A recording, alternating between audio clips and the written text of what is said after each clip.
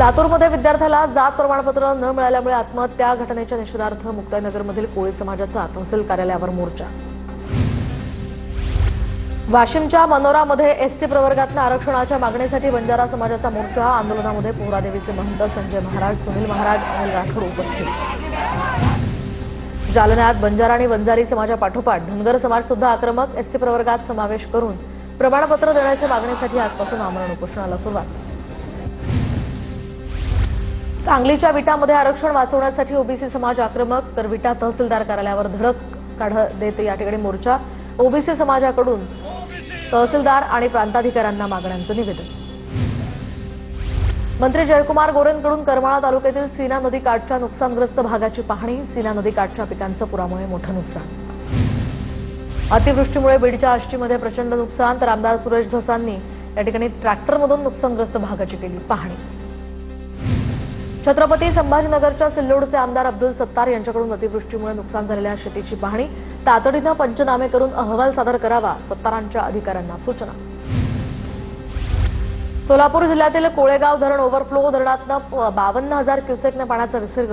यामुळे सीना नदी भागातील वाकाव, केवड, उंदरगासह 8 ते 10 गावांना पुराच्या पाण्याचा वेढा। सोलापूरच्या बार्शीमध्ये नदीच्या पुरात दुचाकीसह वाहून जाणाऱ्या व्यक्तीला वाचवण्यात यश। जोरदार पावसानंतर बाळगाव या परिसरातील चांदणी नदीला पूर। नांदेडमध्ये गोदावरी नदीनं धोक्याची पातळी ओलांडली। शहरातील काही भागात गोदावरीचं पाणी शिरलं। विष्णुपुरी धरणाचे 14 दरवाजे उघडण्यात आल्यामुळे गोदावरीला पूर।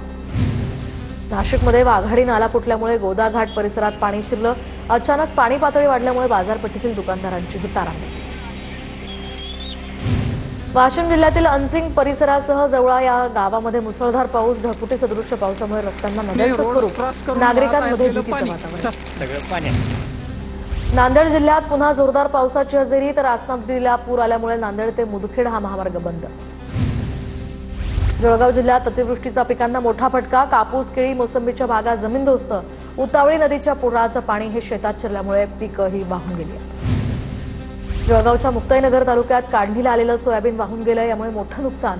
कुऱ्हा वडोदा या परिसरातली घटना। पीक खरडून गेल्यामुळे हातातोंडाशी आलेला शेतकऱ्यांचा घास हिरावला गेला। लातूरच्या माळहिप्परगा ते पाटोदा या रस्त्यावरील ओढ्याला आलेल्या पुरात 4 जण वाहून गेलेत।